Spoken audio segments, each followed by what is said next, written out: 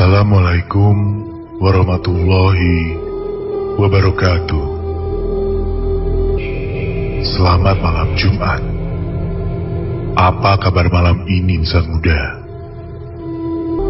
Semoga semuanya baik-baik saja dan tidak kekurangan satu apapun.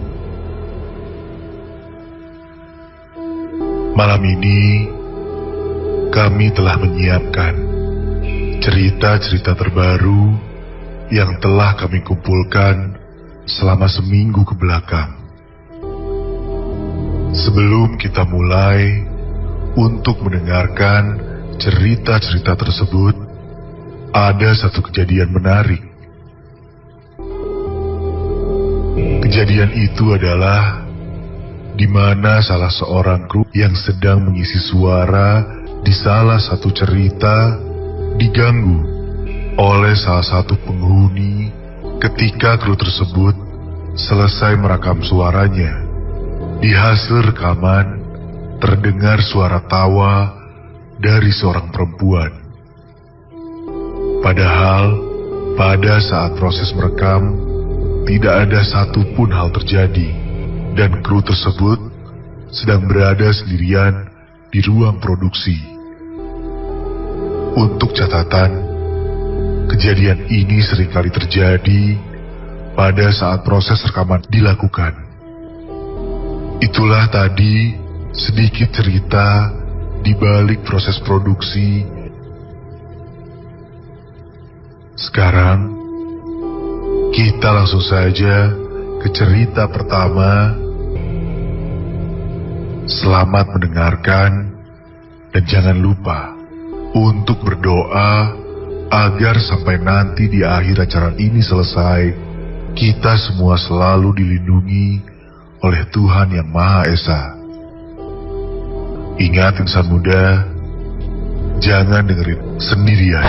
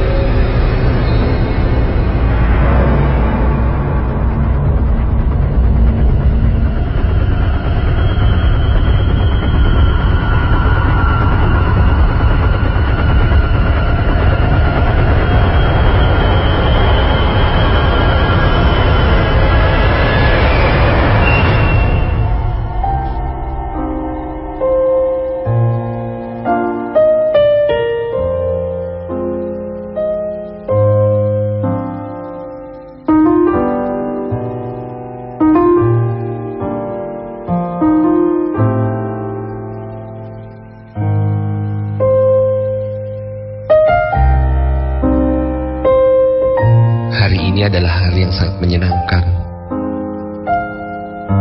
Ucapan selamat ulang tahun diberikan terus-menerus kepadaku, entah itu lewat pesan pendek, messenger, dan situs pertemanan.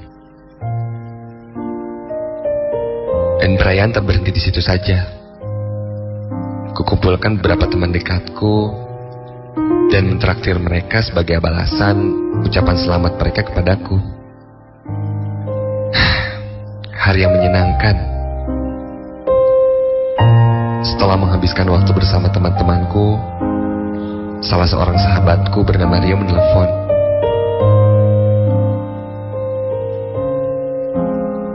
Dia berkata kalau dia sedang liburan di Bandung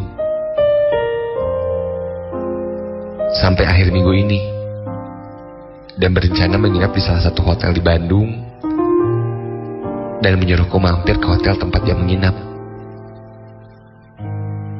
Ya, sudah cukup lama juga aku tidak bertemu sahabatku ini.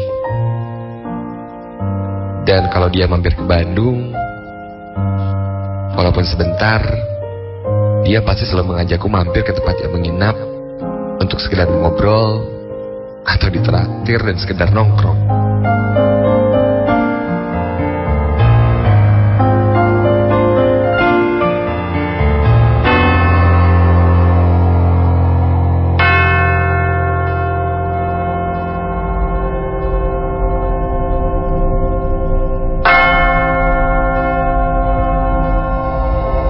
jam sudah menunjukkan 9:30 malam. Setelah aku sampai di parkiran hotel, aku beristirahat sedikit di mobil, menarik nafas. Lalu aku keluar dari mobil dan masuk ke lobi. Langsung menuju lift yang terletak di pojok ruangan tersebut.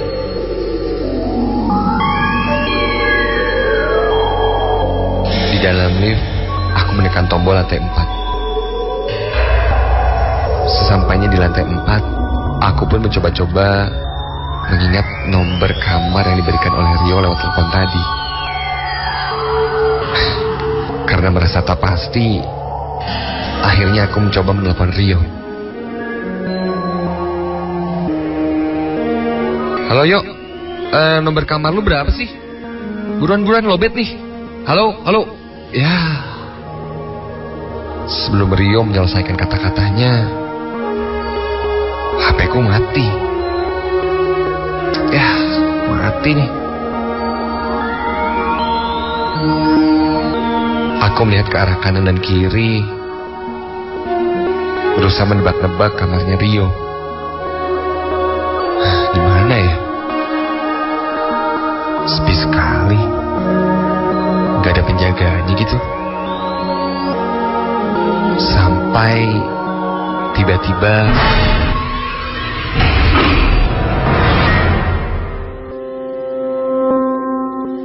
dari arah dalam lift keluar seorang wanita.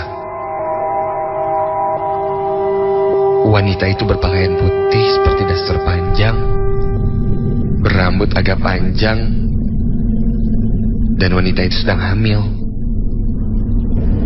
Setelah mendekat, aku dapat melihat wajah wanita itu. Sangat cantik. Mukanya sedikit kurus untuk ukuran orang yang sedang hamil. Dan aku perkirakan ia mungkin sedang hamil tua, karena ukuran perutnya sudah membesar. Setelah berpapasan denganku, wanita tersebut tersenyum kepadaku. Iya, aku membalas tersenyum. Lalu wanita tersebut lanjut berjalan dengan sangat hati-hati. Lalu aku mencoba berkeliling, karena aku pikir kalau Rio pasti akan buka pintu dan mencariku juga, karena ia tahu kalau aku sudah sampai di hotel.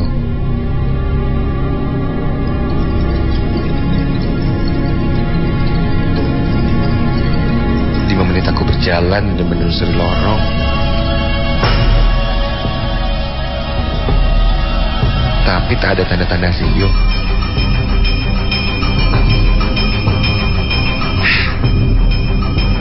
Salah lantai gitu. Karena merasa salah, aku pun berinisiatif untuk kembali ke lobi dan bertanya kepada resepsionis hotel. Aku pun berjalan ke arah lift kembali dan menunggu lift tiba di lantai 4.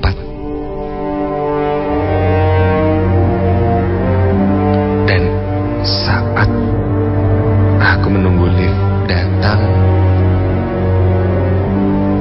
tiba-tiba, astaga, sepertinya ada seseorang yang kini berdiri di belakangku. Aku melihatnya dan ternyata ini kan wanita hamil yang tadi. Kok sekarang udah ada di belakangku lagi? Dia hanya terdiam dan melihat lurus ke depan sambil mengelus-ngelus perutnya yang hamil. Lift pun tiba di lantai 4 dengan kondisi yang kosong. Aku pun masuk dan berdiri di depan tombol-tombol untuk menekan lantai yang akan dituju oleh lift ini. Dan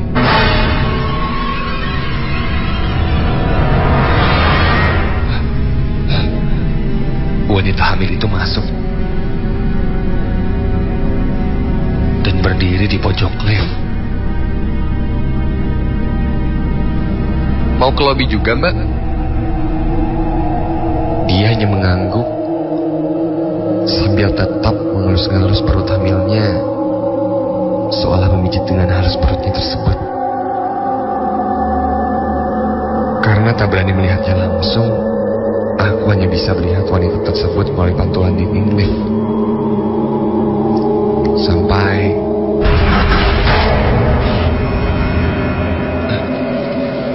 ini kenapa lagi liftnya? Lampu di dalam lift berkedip-kedip, hidup dan mati. Aku mulai panik. Aku mencoba berpegangan pada sesuatu. Dan syukurlah, kejadian tersebut hanya terjadi beberapa detik saja. Lampu pun menyala normal kembali. Tapi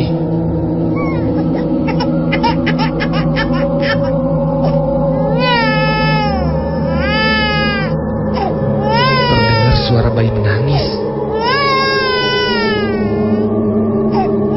Jelas terdengar dari arah pojok ruangan lift ini. Sontak bulu kuduku merinding dan tanganku gemetaran. Suara tangisan bayi tersebut sangat jelas sekali. Ini tidak mungkin. Aku hanya bisa menunduk. Aku tak berani untuk melihat ke arah pojok lift, karena aku tahu tak mungkin seorang bayi bisa muncul begitu saja dengan tiba-tiba. Dan tak lama setelah itu terdengar astaga.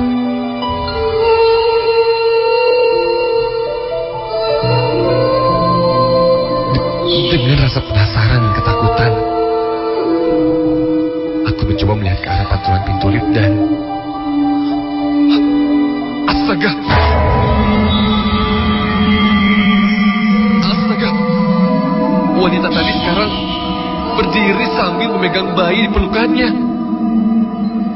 Walaupun tidak terlalu jelas, tapi terlihat wanita itu sedang menggoyangkan badannya sambil terus bersenandung untuk bayinya.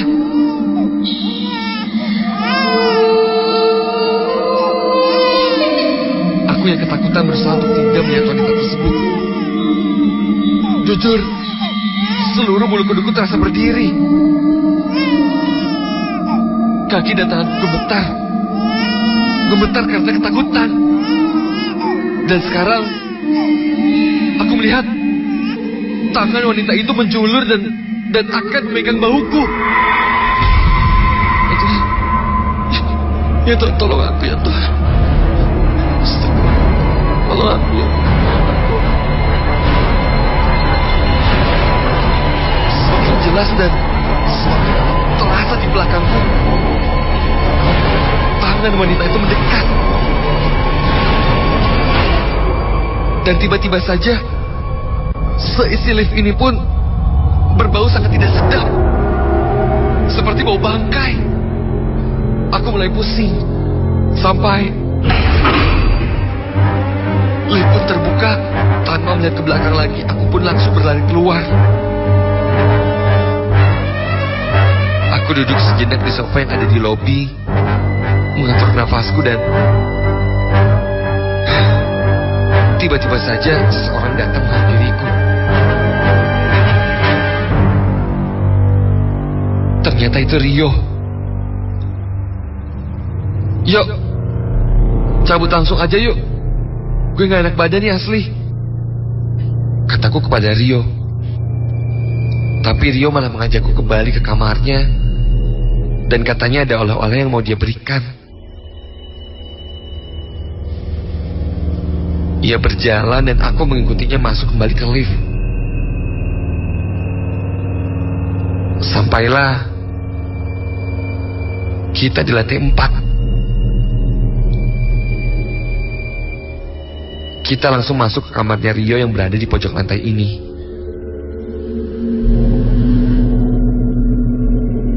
Di dalam kamar, Rio permisi sebentar untuk masuk ke kamar mandi.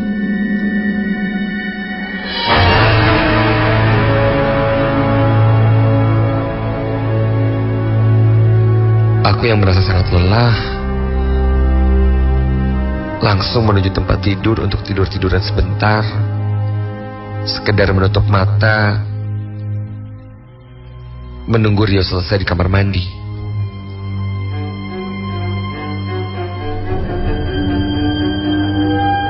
Belum lama aku memejamkan mata, tiba-tiba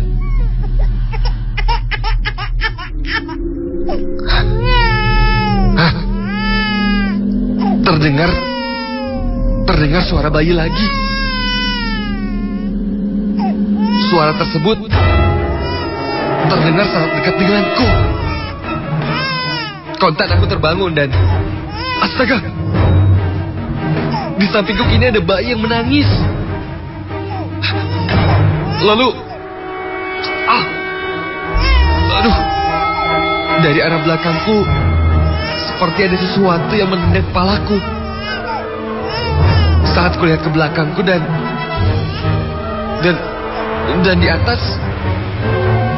di atasku aku melihat sosok wanita tadi yang kulihat di lift.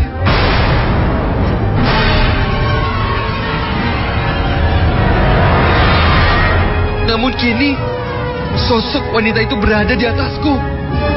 Lehernya tergantung di sebuah tali yang terbuat dari kain dan wanita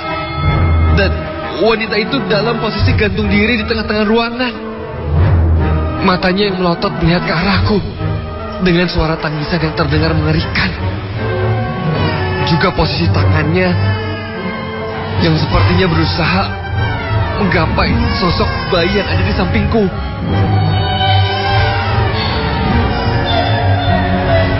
Aku yang sangat ketakutan saat itu berusaha lari keluar kamar dan berteriak minta tolong. Tolong! Tolong! Tolong!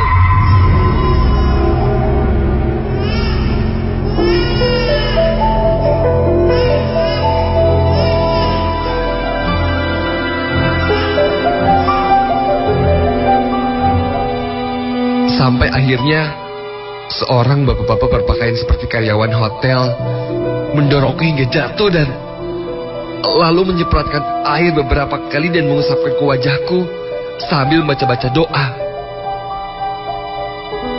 Aku yang kebingungan dibawa ke ruang security oleh bapak tersebut.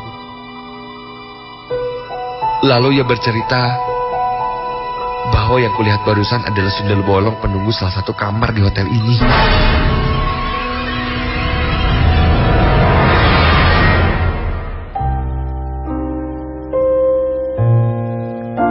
Dulu sekali di salah satu kamar di sini ada seorang wanita hamil yang bunuh diri dan terkadang sering muncul mengganggu orang yang bekerja di hotel ini. Tapi baru kali ini saja ia mengganggu tamu yang bekerja di hotel ini. Lanjut bapak itu bilang kalau sosok tersebut tak dapat diusir dari sini. Bahkan pada malam-malam tertentu, jika ada orang yang teliti melihat kamar pojok di lantai 4 hotel ini, dari jalan biasanya akan terlihat wanita berpakaian putih berdiri menghadap ke jendela sambil menggendong bayinya. Esok harinya aku baru bisa bertemu dengan Rio lagi.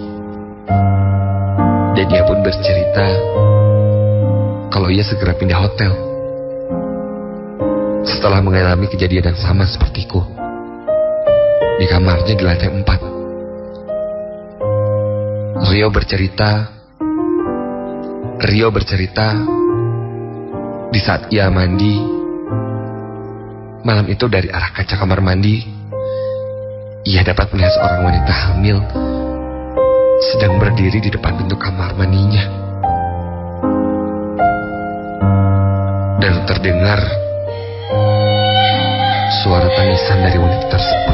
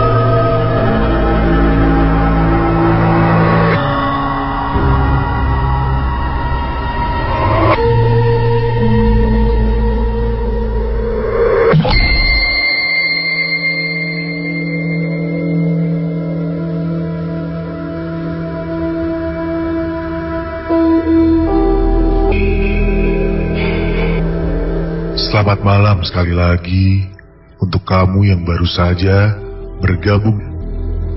Insan muda, mungkin masih teringat jelas di ingatan kita sebuah kejadian yang dialami oleh seorang selebritis saat melintas di tol Cipularang beberapa hari setelah Lebaran kemarin. Di cerita kedua ini, Austin akan membawakan sebuah cerita tentang pengalamannya melintas di tol Cipularang dan mengalami kejadian aneh di sekitaran kilometer 90 sampai 100. Pengalaman ini terjadi saat mereka pulang menuju ke Jakarta setelah melakukan liputan untuk sebuah acara TV di kota Bandung. Kita langsung saja mendengarkan cerita selengkapnya. Ingat, jangan pernah dengerin sendirian.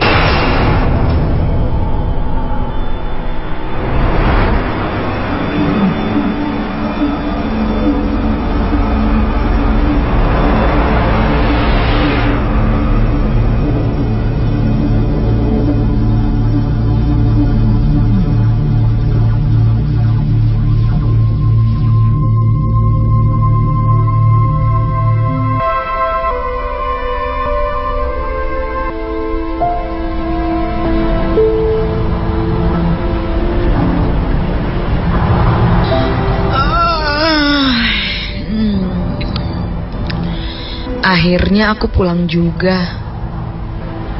Badanku sangat pegal. Itu karena seharian aku syuting di Bandung untuk sebuah liputan. Mataku sudah mulai mengantuk. Tapi sayangnya aku tidak bisa tidur. Karena aku harus menemani Dika, kameramenku yang juga menyetir untuk sampai ke kantorku di Jakarta. Dan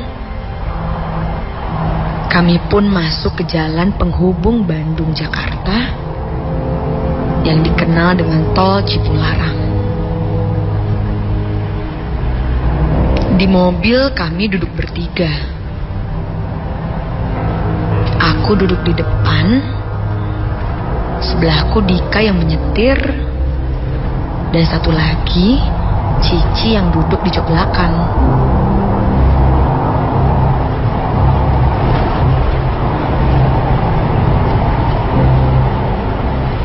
Aku melihat jam menunjukkan pukul 12:30 dini hari. Suasana jalan tol Cipularang ini sedikit sepi.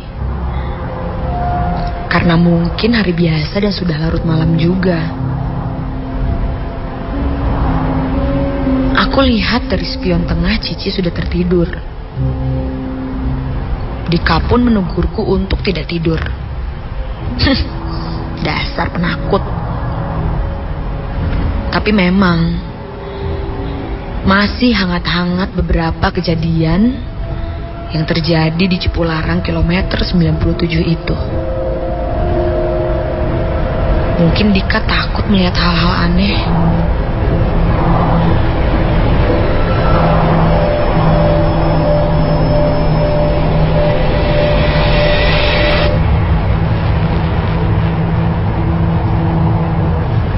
Agar tidak mengantuk, aku menyalakan CD audio di mobil.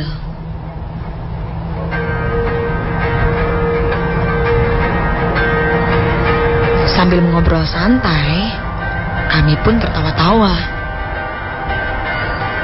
Iseng aku melihat ke jalan.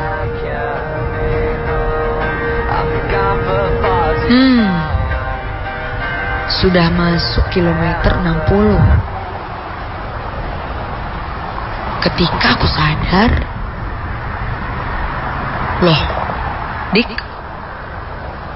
kok CD audionya mati sih? Dika dan aku saling berpandangan.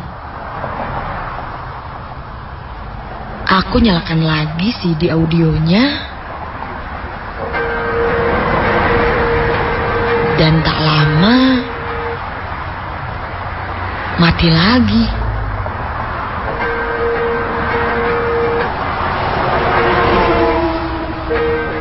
Sampai beberapa kali seperti itu. CD audionya rusak ya, Dik ya? Kok mati-mati sih? Dika pun hanya menggelengkan kepala.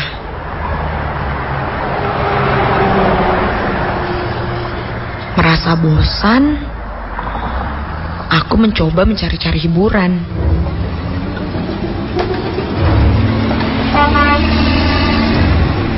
Aku melihat sebuah mobil di depan dan bertanya pada Dika. Dik, coba deh. Kira-kira ada berapa orang yang ada di mobil itu? Lalu Dika memberi lampu jauh. Dan terlihat dari bayangan kepalanya ada 2 orang. 2 orang! Aku menjawab semangat. Dika nampak kalah. Untuk memastikan ada berapa orang, kami menyusul mobil itu. Dan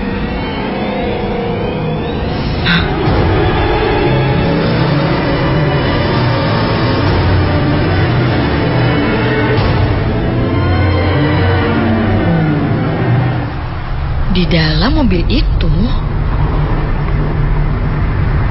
penumpangnya hanya sendiri. Aku dan Dika terdiam. Aku dapat merasakan mobil ini menjadi sangat cepat. Dik, santai Dik. Aku menenangkan Dika. Aku pastikan lagi dengan melihat ke spion kiri mobil.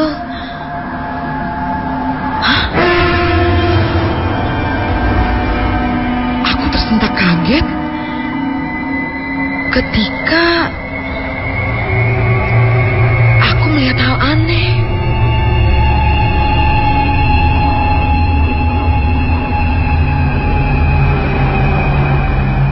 Seperti sebuah kain putih yang menempel di belakang kiri mobil dan berterbangan tertiup angin. Aku terdiam. Tapi karena penasaran, aku pastikan melihatnya lebih jelas lagi. Aku coba melihat ke spion tengah. Aku bisa melihat Cici tertidur pulas. Tapi seperti ada. Aku geser sedikit pion tengah mobil. Astaga.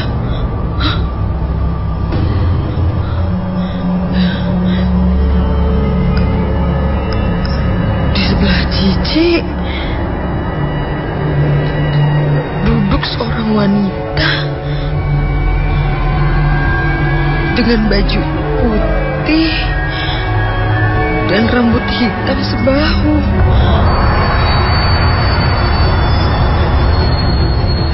Duduk menunduk. Refleks, aku langsung mengarahkan kaca spion itu ke atas. Dika menegurku keheranan. Sedikit emosi, dia bilang bagaimana dia bisa melihat ke arah belakang. Aku tidak menjawabnya dan menyuruh Dika terus tetap konsen menyetir. Aku berusaha tenang, walaupun mulai ketakutan. Perasaanku campur aduk. Aku ingin melihat lagi ke belakang, apa sosok itu masih ada atau tidak. Tapi aku takut.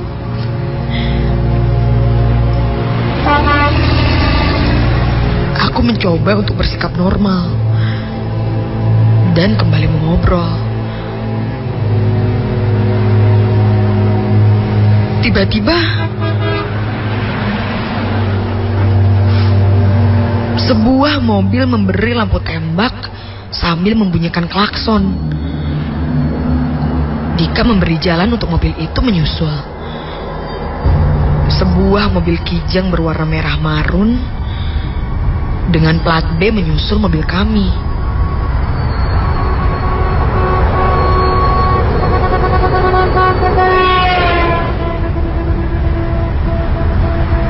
Aku sempat bercanda. Dik, pasti tuh orang kebelet ya, jadi buru-buru ngebut. Aku dan Dika tertawa. Hingga sebuah mobil di belakang memberi lampu tembak lagi.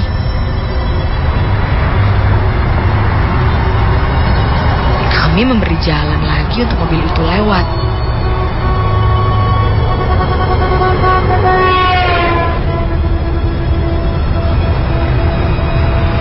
Entah perasaanku saja atau memang mobil yang menyusul kami ini sebuah mobil kijang berwarna merah marun dengan plat B.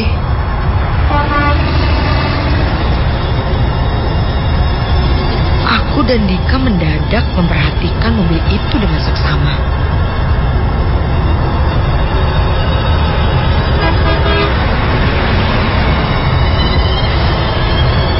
Aku bahkan menghafalkan plat nomornya dan Dika menghafalkan mobilnya.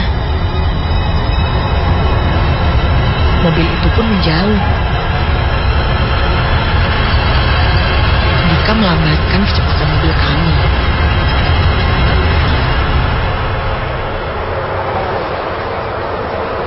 Suasana semakin sepi. Lampu penerangan di jalan ini tidak bagus. Dan aku tidak tahu pasti ini berada di kilometer berapa. Dan sebuah mobil memberi lampu tembak lagi. Aku dan Dika mulai merasakan perasaan tidak enak. Mobil itu mulai menyusul. Aku perhatikan dengan seksama. Kaca mobil itu sangat gelap. Dan saat menyusul,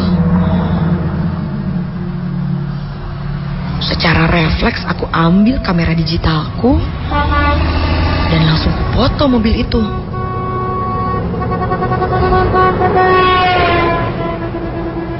Hah? Benar saja. Itu mobil kijang merah marun lagi. Dan dengan plat nomor yang sama. Tidak akan mungkin ada mobil yang sama lewat sampai 3 kali di jalan tol. Bulu kuduku berdiri. Aku berusaha membuat Dika tetap konsen. Mobil itu melaju cepat. Dika kembali menekan gas mobil dan mencoba menyusulnya. Di depan, kami melihat sebuah truk kontainer berada di jalur kiri. Dan sebuah bis berada di jalur kanan. Mobil kijang menyalip di antara truk dan bis itu. Mobil kami pun mengikutinya.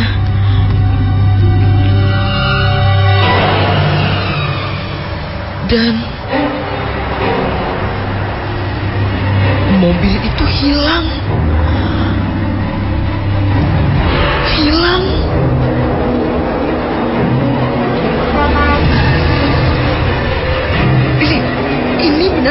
tidak mungkin. Aku dan Dika menengok ke belakang dan astaga, truk dan bis itu pun tidak ada. Dika semakin kencang mengemudikan mobil ini. Kami berdua hanya terdiam.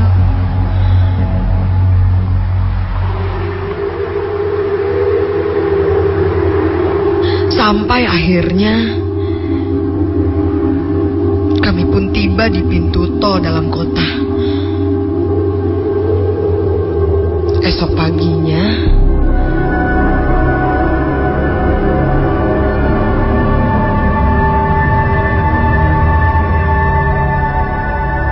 kami membahas kejadian yang kami alami semalam. Memang banyak misteri di jalan tol Cipularang. Dan kejadian yang aku alami dan temanku alami ini juga mungkin pernah dialami oleh pengguna jalan lain di tol Cipularang. Dan pagi itu, saat aku melihat TV, ternyata diberitakan telah terjadi kecelakaan maut yang menimpa sebuah mobil travel di kilometer 93.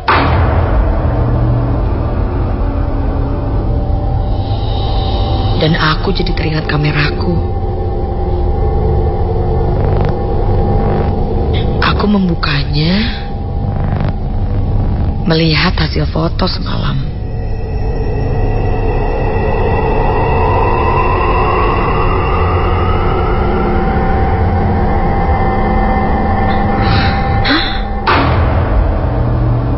Bulu kuduku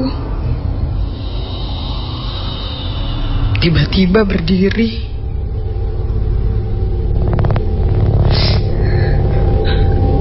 Aku sangat merinding ketika aku lihat hasil gambar itu.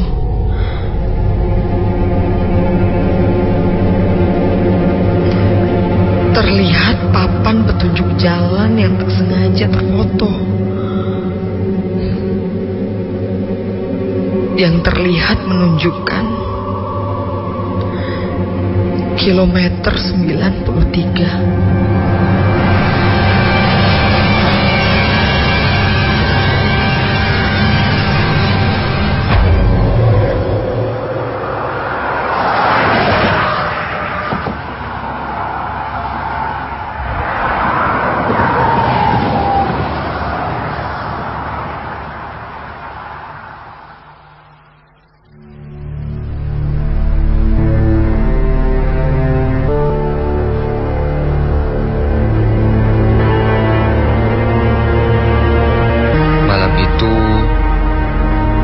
Bandung seperti biasa dipadati oleh kendaraan luar kota.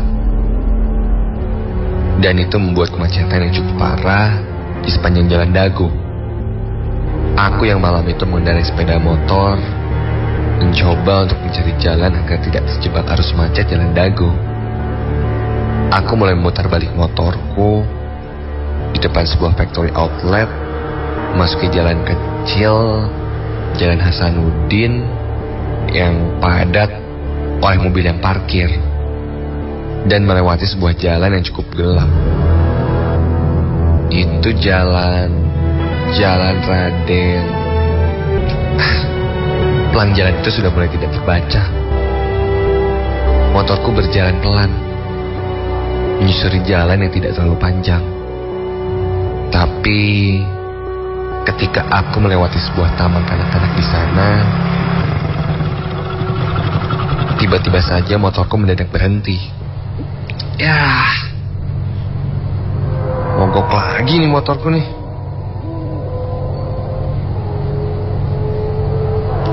Aku mencoba menyalakan motorku, tapi tidak ada hasilnya.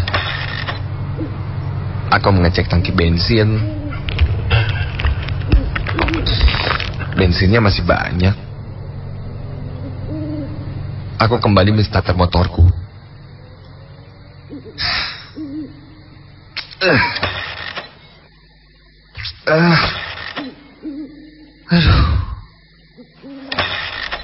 Aduh.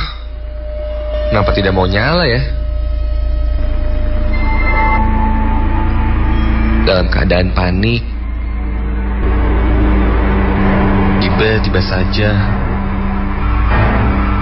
bulu kuduku berdiri. Mendadak aku merasakan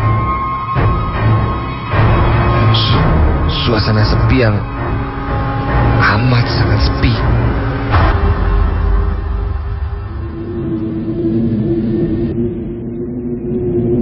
Ditambah dengan rumah-rumah berarsitektur Belanda di sekelilingku,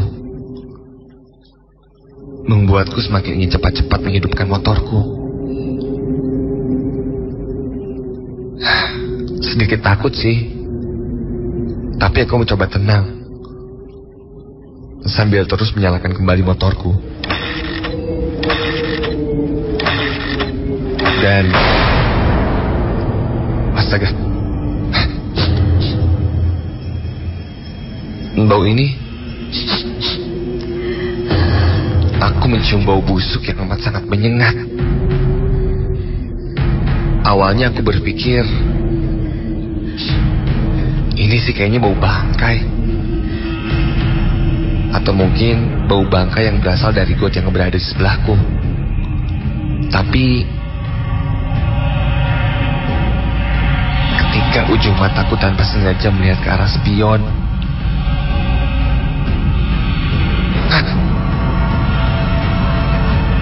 seperti ada bayangan putih yang bergerak cepat.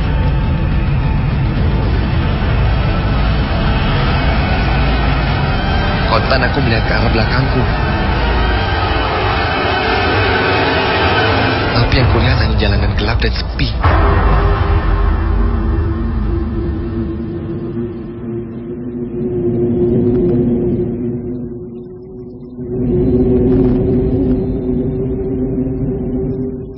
Dan ketika aku melihat ke arah halaman TK yang ada di sampingku, aku melihat ayunan yang ada di halamannya bergerak-gerak sendiri. Bergerak ke depan ke belakang, seolah-olah ada yang menaikinya. Namun anehnya tidak ada angin yang aku rasakan pada saat itu. Aku coba untuk tak memperdulikannya. Kuputuskan untuk mendorong motorku dan mencari tempat yang agak tenang. Tapi sepertinya ada yang menahan motorku. Kenapa motorku ini mendadak berat sekali? Sangat berat.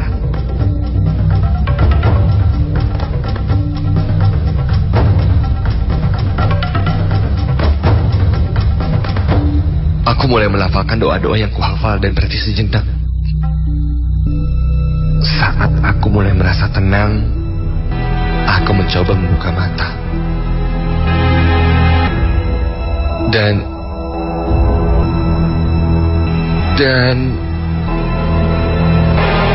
ya Tuhan, sekarang tepat di depanku duduk seorang perempuan. Perempuan itu duduk tepat di atas motorku. Wajahnya pucat dan dia terus menatap ke arahku dengan wajah sedih. Refleks aku langsung banting motorku dan berlari. Aku berlari sambil berteriak minta tolong. Saat aku melihat ke belakang, perempuan itu kini sedang berdiri tepat di sebelah motorku yang jatuh. Saat setelah aku berlari dan berteriak-teriak minta tolong, seorang pria setengah baya dan seorang pria seumuranku menyetopku dan mereka bertanya padaku apa yang terjadi. Sambil tersengal-sengal, aku menjelaskannya. Setelah aku selesai bercerita, si bapak itu berbisik-bisik kepada anaknya dan tak lama kemudian dan berjalan ke arah motorku yang jatuh.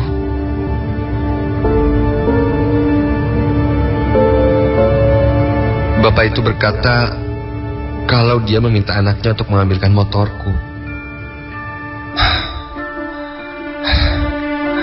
Aku yang mulai tenang sekarang duduk di bangku dekat warung sambil mengingat kejadian yang baru saja aku alami barusan. Tak berapa lama aku dengar suara motorku mendekat. Kulihat anak bapak penjaga warung tadi mengendari motorku.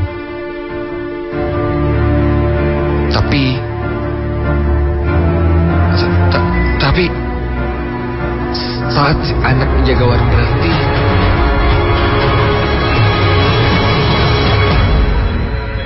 di bangku belakang motorku, si perempuan itu duduk membonceng dan kembali memandangiku.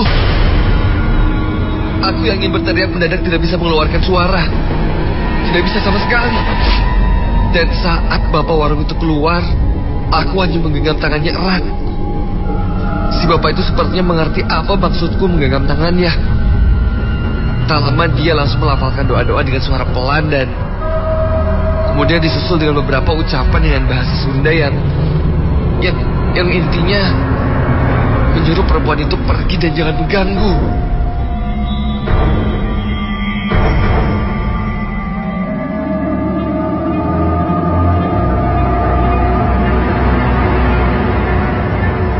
Beberapa lama kemudian, perempuan itu perlahan melayang pergi jauh.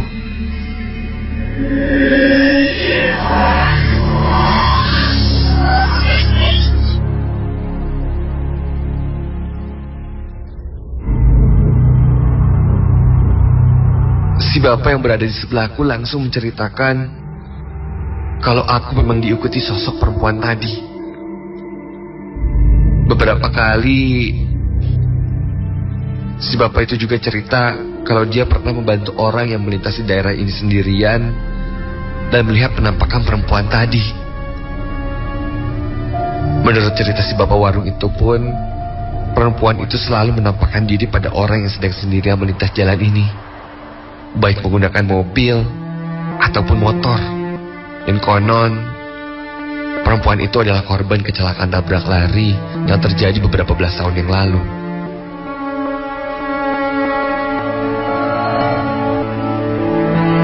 Setengah jam kemudian, setelah aku mengobrol dan mengetahui lebih jauh tentang sejarah penampakan hantu perempuan tadi, aku berpamitan dan langsung pulang. Dalam hatiku saat berpamitan, aku bersumpah tak akan melewati jalan ini lagi, apalagi di malam hari dan sendirian.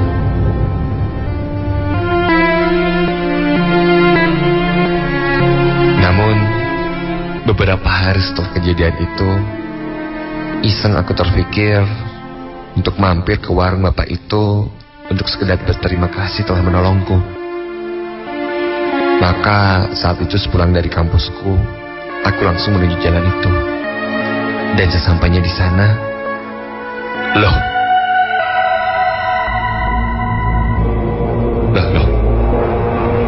warungnya mana? Warung tempat aku menunggu saat kejadian beberapa malam yang lalu, kok nggak ada? Aku terdiam agak lama sambil memperhatikan sekelilingku. Aku ingat sekali, warung itu ada di posisi ini. Tapi aku dapati sekarang hanyalah trotoar dengan pohon besar yang berjajar.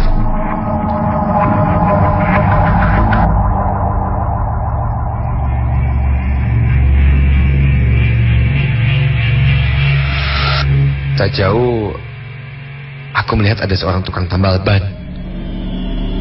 Aku coba dekati tukang tambal ban itu dan bertanya tentang keberadaan warung yang kucari.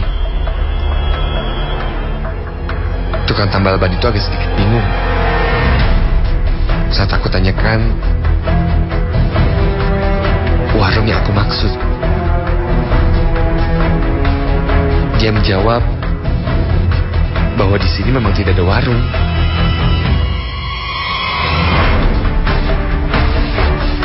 kembali bertanya meyakinkan. Apakah tepat di sebelah situ tidak ada warung?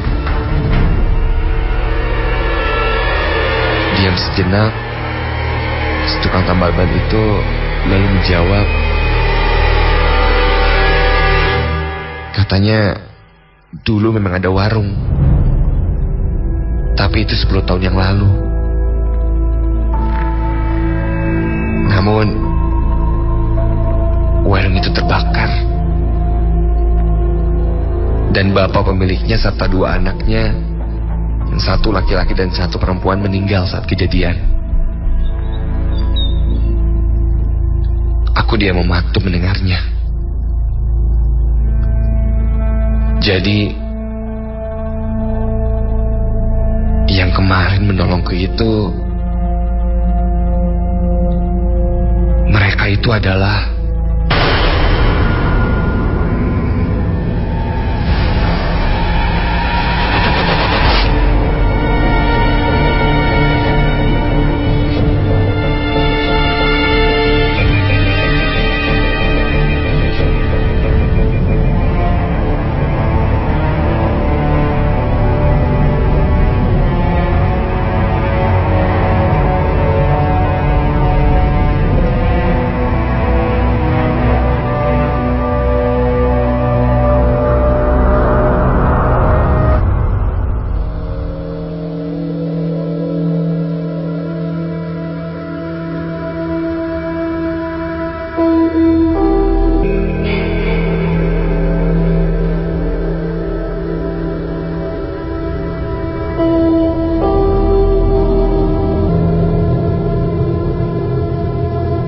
Itulah tadi Insan Muda, rangkaian cerita untuk malam Jumat kali ini. Semoga ada hal baik yang bisa diambil dari cerita-cerita tadi,